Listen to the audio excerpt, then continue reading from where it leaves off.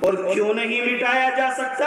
العزت نے تورات نازل کی، انجیل نازل کی، زبور نازل کی، اِنَّا نَحْنُ نَزَّلْنَا الذِّكْرَ وَإِنَّا لَهُ لَحَافِظُونَ۔ محافظ اس کا خود وہ قادر مطلق ہے، بس یوں ہی کوئی زیر و زبر اس کا مٹایا جا نہیں سکتا۔ میں اس وسیم رضوی سے کہنا چاہوں گا، قرآن کریم کی آیتوں کو آگے پیچھے کرنے کی کوشش کی تھی، آج رب نے ایسی تبدیلی کری، آج اس کو وسیم رضوی کے نام سے میں یاد کر رہا ہوں، وہ اپنے آپ کو بھی وسیم کے نام سے یاد نہیں کرتا۔ اللہم اعز الاسلام بأبی جہل بن ہشام او عمر بن الخطاب۔ آج اگر اس عمر کو ہم دیکھیں، نبی کے پڑوس میں ہے، ابو جہل کو دیکھیں، اس نے قرآن کریم کی خلاف ورزی کی تھی، اس کا نام و نشان بھی نہیں۔ حضرت عمر ابن عمرو دوسی رضی اللہ تعالی عنہ، نہ شاعر کا، نہ ساحر کا، نہ کاہن کا کلام ایسا محمد مصطفیٰ سے ہم نے جا کر کے سنا جیسا، کلام ایسا کسی فرشی کا ہرگز ہو نہیں سکتا۔ یہ عرشی ہے، یہ عرشی ہے، یہ فرشی ہو نہیں سکتا۔ کرا دوں کہ ہمارے ضلع بجنور میں وہ شخصیات جنہوں نے دینی خدمات میں نمایاں کردار ادا کیا ہے، ان میں ایک عظیم نام ہے جناب حضرت مولانا قاری افضال احمد افضال صاحب رحمۃ اللہ علیہ۔ حضرت نے جو قرآن کریم کی خدمت انجام دی ہے، اس کے نمونے دور دور تک نہیں ملیں گے۔ جب ہم بچے تھے، پڑھ رہے تھے، اس زمانے میں ہم نے حضرت کا نام سنا تھا، اور ساتھ ساتھ یہ بھی سنا تھا کہ حضرت کے مدرسے میں جو طالب علم حافظ بنتا ہے، ایک مجلس میں قرآن کریم پورا سناتا ہے۔ اس زمانے میں بڑا مشکل مسئلہ تھا، بہرحال اب تو حضرت کی برکت سے حضرت نے یہ نمونہ دیا، اکثر مدارس میں نظام شروع ہو گیا ہے، بچے جب حافظ بنتے ہیں ایک محفل میں پورا قرآن کریم سنا دیتے ہیں۔ اس لیے میں حضرت کے صاحبزادے حضرت قاری محمد عاقل صاحب کے استاد محترم بھی ہیں، اور اسی طرح قاری اقرار صاحب کے بھی استاد محترم ہیں، ان کے صاحبزادے محترم حضرت مولانا محمد عثمان صاحب متظلہ العالی، امام و خطیب مسجد غلام رسول انجم کالونی امروہہ میں حضرت امامت فرما رہے ہیں۔ میں نے کبھی بیان نہیں سنا، آج پہلی بار سننے کا موقع ہوا ہے، آپ خود فیصلہ فرمائیں خطابت میں کس قدر حضرت اپنے والد مرحوم کے نقش قدم پر ہیں۔ میں حضرت والا کا ایک اشعار سے استقبال کر رہا ہوں کہ عزائم میں سمودو اپنے دریاؤں کی طغیانی، عزائم میں سمودو اپنے دریاؤں کی طغیانی، اٹھو اور بخش دو ذروں کو تابانی۔ حضرت کرسی خطابت پر جلوہ افروز ہو چکے ہیں۔ السلام علیکم ورحمۃ اللہ وبرکاتہ۔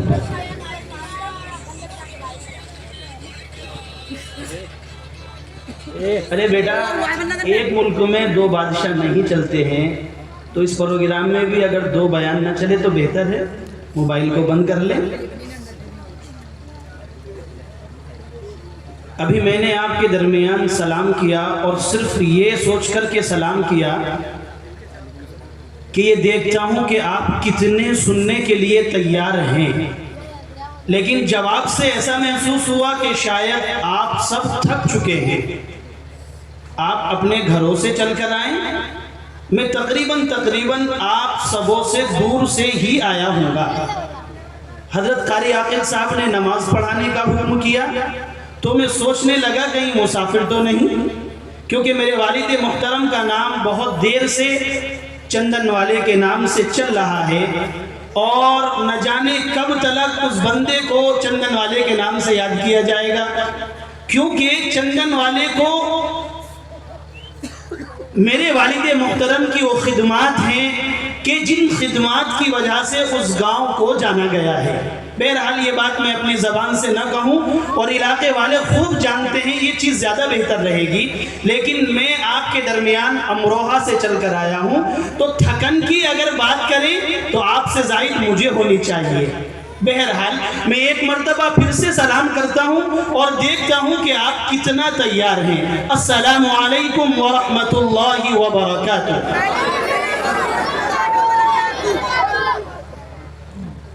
الحمد للہ نحمده ونستعینه ونستغفره ونؤمن به ونتوكل عليه ونعوذ بالله من شرور أنفسنا ومن سيئات أعمالنا ونعوذ بالله من شرور أنفسنا ومن سيئات أعمالنا ونعوذ بالله من شرور أنفسنا ومن سيئات أعمالنا من يهده الله فلا مضل له ومن يضلله فلا هادي له ونشهد أن لا إله إلا الله وحده لا شريك له ونشهد أن سيدنا وحبيبنا وإمامنا محمدا عبده ورسوله صلوات الله تعالى عليه وعلى آله وأصحابه وبارك وسلم تسليما كثيرا أما بعد فأعوذ بالله من الشيطان الرجيم بسم الله الرحمن الرحيم ألف لام ميم ذلك الكتاب لا ريب فيه هدى للمتقين وقال الله عز وجل في مقام آخر إنا نحن نزلنا الذكر وإنا له لحافظون وقال النبي صلى الله تعالى عليه وسلم حامل القرآن حامل لواء الإسلام فمن أكرمه الله ومن أهانه فعليه لعنة الله أو كما قال عليه الصلاة والسلام ہمارے دل میں اے مولا تو قرآن کی حلاوت دے. دعائیہ کلمات ہے، اگر آمین کہہ لیا جائے تو بہتر رہے گا. ہمارے دل میں اے مولا تو قرآن کی حلاوت دے، اسے حاصل کرے دل سے زبانوں میں فصاحت دے. تیری رحمت سے یا اللہ قرآن یاد ہو جائے، تیری رحمت سے یا اللہ قرآن یاد ہو جائے، یہ سینہ علم کی دولت سے مولا شاد ہو جائے. تو اپنے فضل سے قرآن ہمارے دل میں چسپا کر. میں درخواست کروں گا، ابھی گفتگو شروع نہیں کی ہے، کہ جو بولنے کی آواز آ رہی اس کو ختم کر دیا جائے. مشکل سے آپ کے جلسے کی دعا کو اگر شامل کیا جائے تو پرمیشن کے حساب سے 20 منٹ باقی ہے. تو میں بہت ادب سے درخواست کروں گا، کیونکہ میں بہت چھوٹا ہوں آپ کے درمیان، کہ اگر اس گفتگو کو بعد میں کر لیا جائے تو زیادہ بہتر رہے گا. تیری رحمت سے یا اللہ قرآن یاد ہو جائے، یہ سینہ علم کی دولت سے مولا شاد ہو جائے. تو اپنے فضل سے قرآن ہمارے دل میں چسپا کر، تو اپنے فضل سے قرآن ہمارے دل میں چسپا کر الہی اس کا پڑھنا یاد کرنا ہم پہ آسان کر. قابل تعظیم و تکریم حضرات علماء کرام اور معزز حاضرین جلسہ، قرآن کریم کے موضوع کو لے کر آپ حضرات کے روبرو ہوا ہوں. دعا کریں کہ اللہ رب العزت مجھے حق بیانی کی توفیق اور طاقت مرحمت فرمائے. قرآن کریم اللہ رب العزت کی لا فانی لا ثانی بے مثل کتاب ہے۔ یوں تو اگر دیکھا جائے تو اللہ رب العزت کی طرف سے نازل شدہ مشہور آسمانی 4 کتابیں ہیں، تورات، انجیل، زبور اور قرآن کریم۔ لیکن ان کتابوں میں اور قرآن کریم میں کئی طریقے پر فرق ہے۔ نمبر 1، ان کتابوں کا نہ کوئی عالم ہے نہ کوئی حافظ ہے، اور قرآن کریم کے آپ کو بے شمار علماء اور حفاظ میسر ہو جائیں گے۔ دوسری طریقے پر کہ یہ کتاب وہ کتابیں صرف کتاب اللہ تھی، اور یہ کلام کتاب اللہ ہونے کے ساتھ ساتھ کلام اللہ بھی ہے۔ تیسرا فرق یہ ہے کہ کتاب اللہ کی طریقے پر 9 کتاب آج دنیا میں موجود ہے۔ اگر کسی حد تک کچھ کتابیں موجود بھی ہیں تو وہ کتابیں اس انداز پر ہے کہ جس طریقے سے قرآن کریم کو نازل کیا اور ان کتابوں کو نازل کیا تھا، لیکن آج چیلنج کیا جاتا ہے کہ قرآن کریم کی طریقے پر ان کا ایک ایک حرف جس طریقے سے قرآن کریم محفوظ ہے وہ کتابیں محفوظ نہیں ہے، بلکہ وہ کتابیں آج مٹ چکی ہیں، اور اگر موجود ہے تو ان کے اندر فرق ہو چکا ہے۔ شاعر کہتا ہے حضرت قاری عاقل صاحب نے خاص طور پر بلایا تو مجھے سننے نہیں بلکہ اپنے استاد محترم جو میرے والد محترم ہوا کرتے تھے حضرت قاری افضال احمد افضال صاحب قاسمی مرحوم کے اشعار سننے کے لیے۔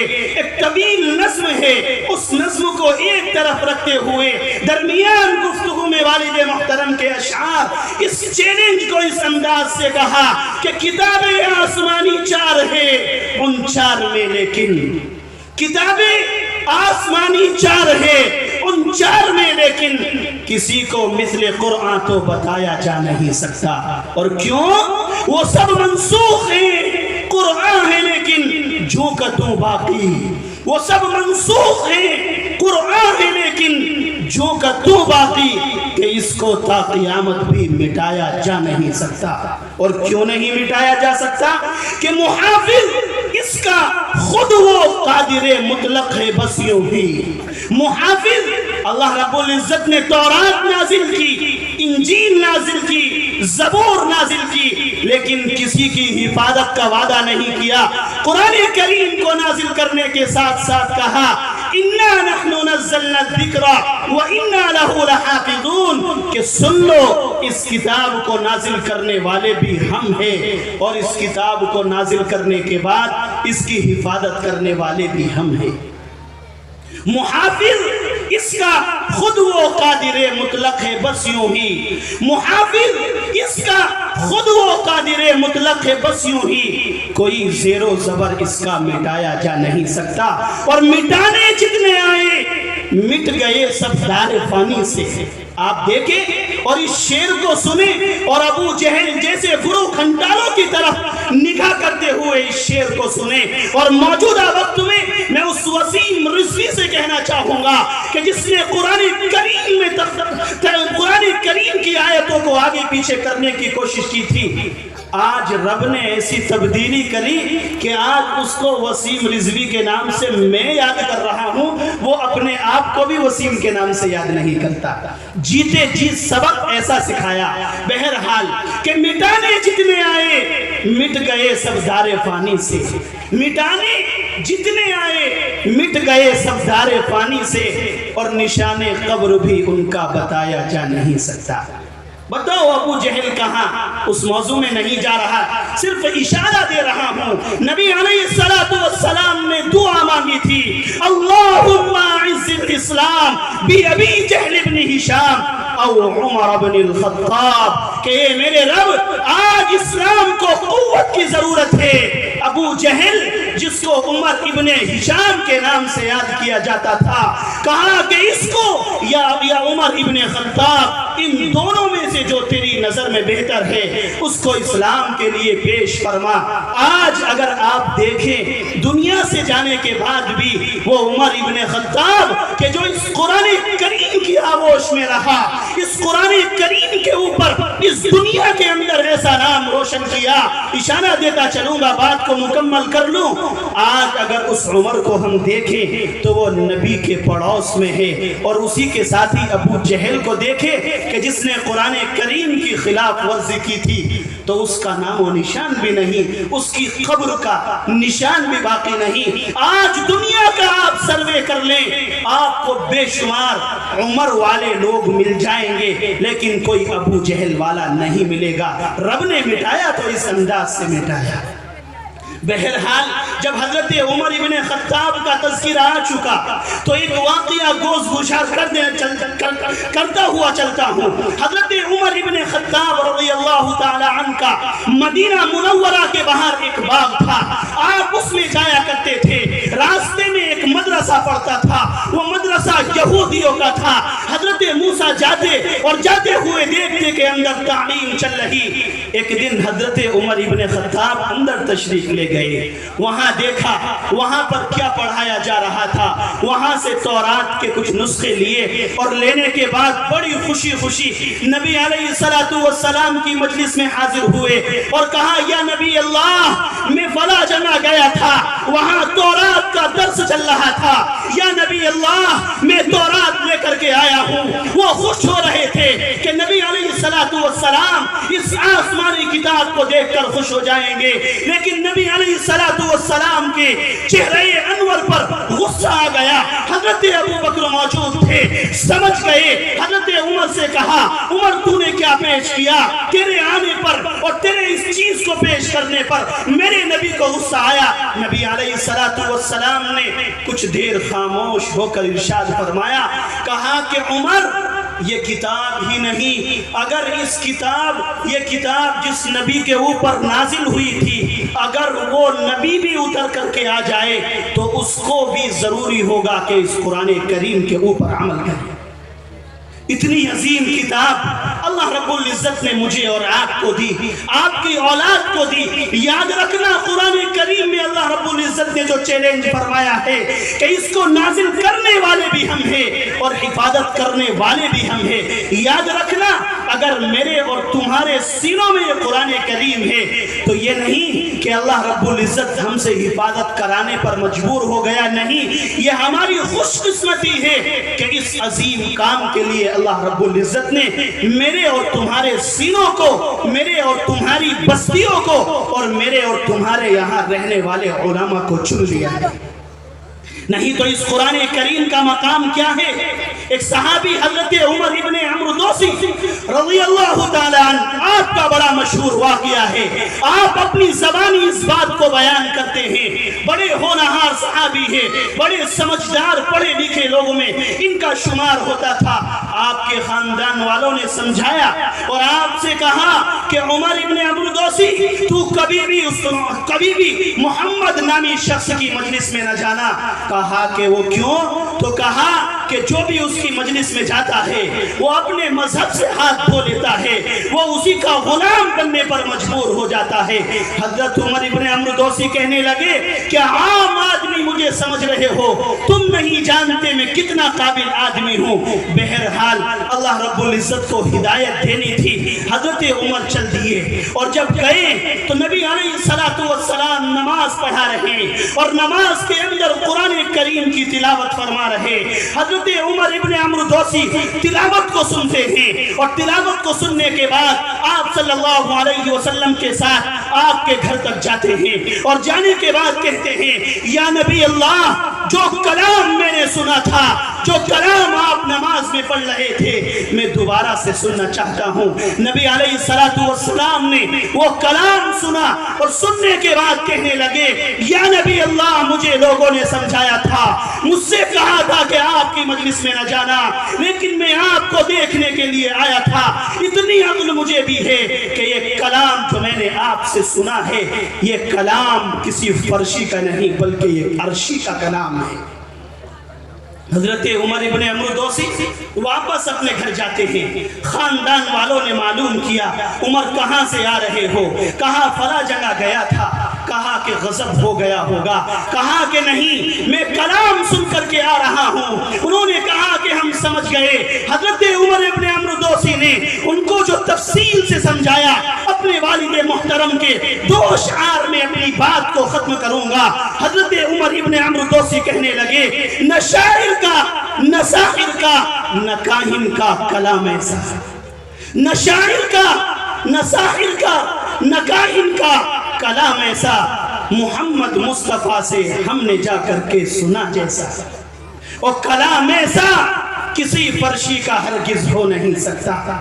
میں چاندپور کے اندر آج سے تقریباً 7 یا 8 سال پہلے گفتگو کر رہا تھا. یہ اشعار پڑھنے لگا اور پڑھتے پڑھتے, کیونکہ کسی کتاب میں لکھے ہوئے نہیں, میں پڑھتے پڑھتے درمیان میں بھول گیا.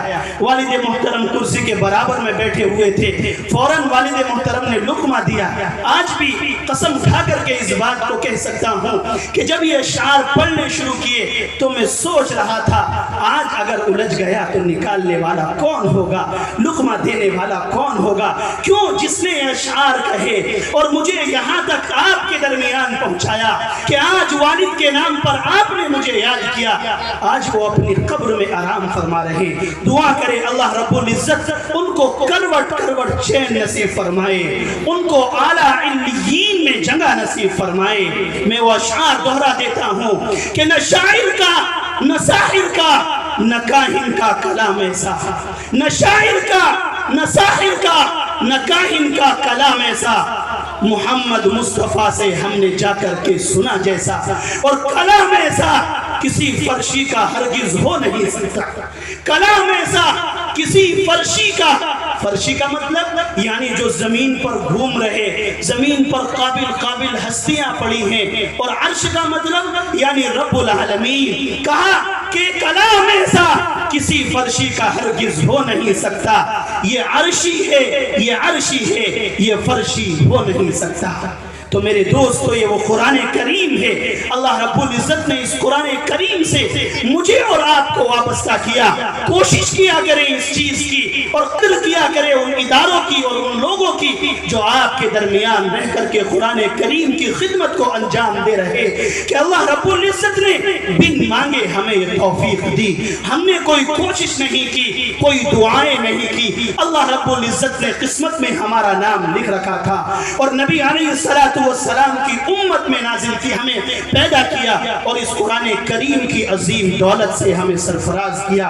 12 بجے تک کی پرمیشن ہے, صرف 4 منٹ باقی ہے. اگر قاری عاقل صاحب کی اجازت ہو تو والد محترم کے وہ اشعار مختصر الفاظ, مختصر وقت میں جو دستار فضیلت کے موقع پر والد محترم نے ایک نظم لکھی ہے, اگر اجازت ہو تو ان کو پڑھ دیتا ہوں. ان موقعوں پر والد محترم اکثر یہ اشعار پڑھا کرتے تھے. میں وہ اشعار آپ کے درمیان لے کر کے پہنچا ہوں اور قاری عاقل صاحب کی بہت کوشش تھی کہ ان کو پڑھا جائے. یہ تکمیل کلام پاک کا جو موقع آیا ہے,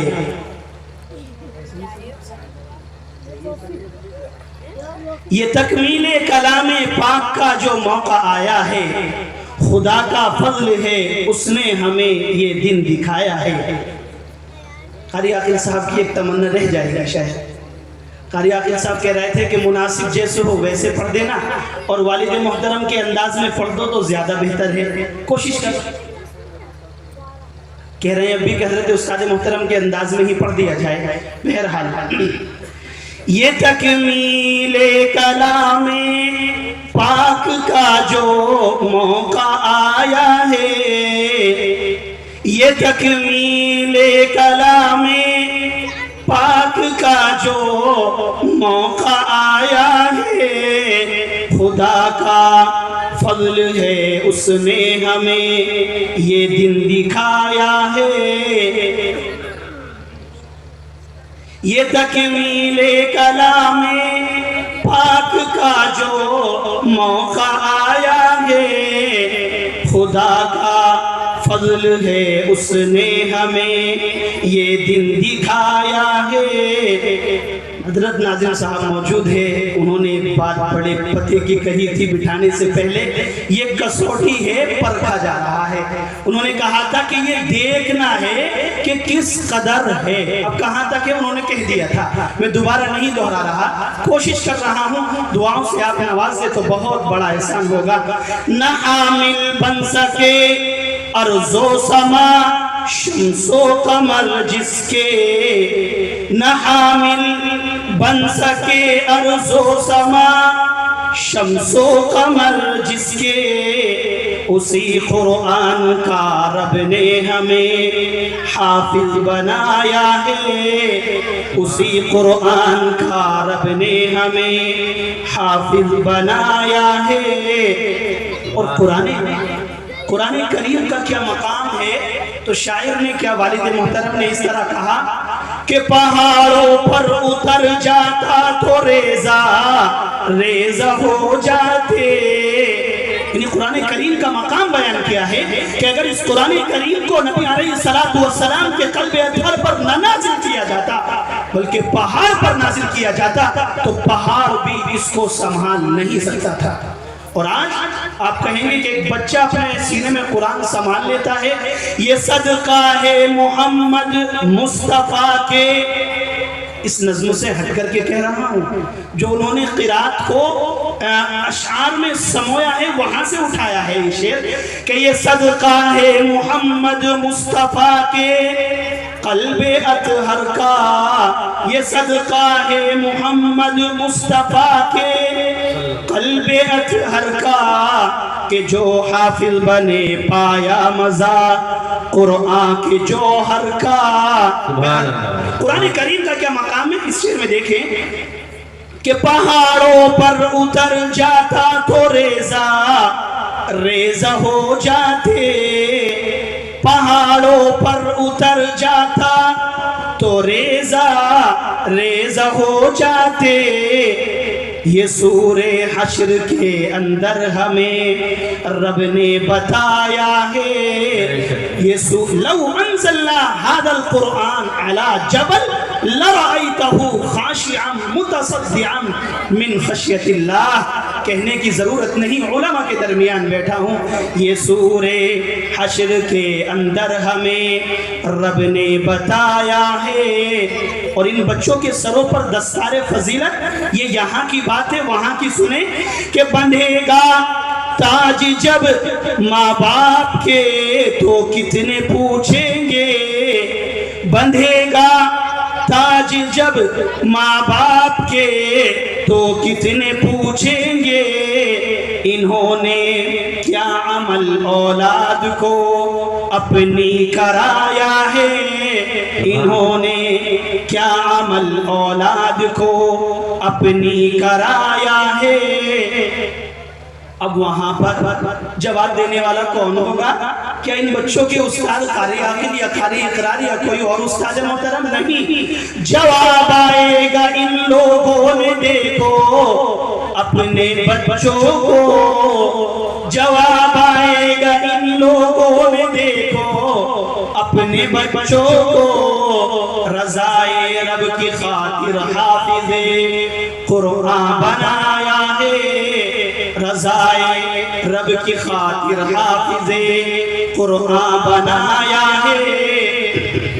اب یہ تو والدین کا مقام ہوا کہ سورج سے روشن تاج ان کو پہنایا جائے گا، اب ان بچوں کا کیا حال ہوگا وہ سنیں کہ امیروں نے نشاہوں نے بھی وہ رتبہ نہیں پایا، امیروں نے نشاہوں نے بھی وہ رتبہ نہیں پایا، جو رتبہ حافظ قرآن نے قرآن سے پایا ہے، جو رتبہ حافظ قرآن نے قرآن سے پایا ہے۔ کہا جائے گا اقرا ورتقی، یعنی وہ کیا مقام ہے جو ان بچوں نے جنت کے اندر پایا اور ان کو ملے گا کہ کہا جائے گا اقرا ورتقی، جنت میں حافظ سے کہا جائے گا اقرا ورتقی جنت میں حافظ سے کہ پڑھتے جاؤ چڑھتے جاؤ یہ رتبہ تم نے پایا ہے، کہ پڑھتے جاؤ چڑھتے جاؤ یہ رتبہ تم نے پایا ہے۔ اور یہ میرے رب کہاں تک پڑھوں، کہاں میرا مقام ہوگا؟ جہاں ہو آخری آیت وہی مسکن تمہارا ہے، جہاں ہو آخری آیت وہی مسکن تمہارا ہے۔ انوکھا رتبہ تم نے برکت قرآن سے پایا ہے، انوکھا رتبہ تم نے برکت قرآن سے پایا ہے۔ اگر 1 منٹ کی اجازت ہو تو والد محترم کی درسگاہ کی ایک بات بتا دیتا ہوں۔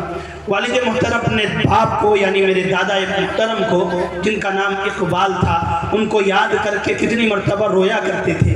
ان کی تمنا تھی کاش میرا بیٹا میرے سامنے اسٹیج پر گفتگو کرے اور میں نیچے بیٹھ کر کے سن رہا ہوں، اور یہ تمنا رہی اور زندگی میں ایک بیان انہوں نے سنا۔ وہ کہتے تھے کہ یہ ادارہ، یہ تمام اللہ رب العزت کی نعمت ہے، اگر آج باپ موجود ہوتا اور وہ سنتا، وہ دیکھتا، وہ اپنی آنکھوں سے ان چیزوں کا مشاہدہ کرتا تو کتنا خوش ہوتا۔ لیکن اس کے ساتھ ساتھ وہ کہتے تھے کہ میرا یہ ایمان ہے کہ یہ تمام شہرتوں کو دیکھ کر جو ان کو خوشی ہوتی، اللہ رب العزت اس سے زائد خوشی ان کو قبر میں دے رہا ہوگا۔ میں بھی آج یہی بات کہنے پر مجبور ہو رہا ہوں کہ یہ اشعار تو پڑھ رہا ہوں لیکن جس نے قلم سے لکھے آج وہ موجود نہیں۔ میرا ایمان ہے کہ جس طریقے سے آپ لوگوں کا کلیجہ ٹھنڈا ہو رہا اور آپ کو کسی حد تک خوشی میسر ہو رہی، میرا ایمان ہے کہ آج قبر کے اندر ان کو یہ پیغام ضرور پہنچے گا۔ بہرحال اشعار مکمل کرتا ہوں۔ کیا مقام ہے ان کا؟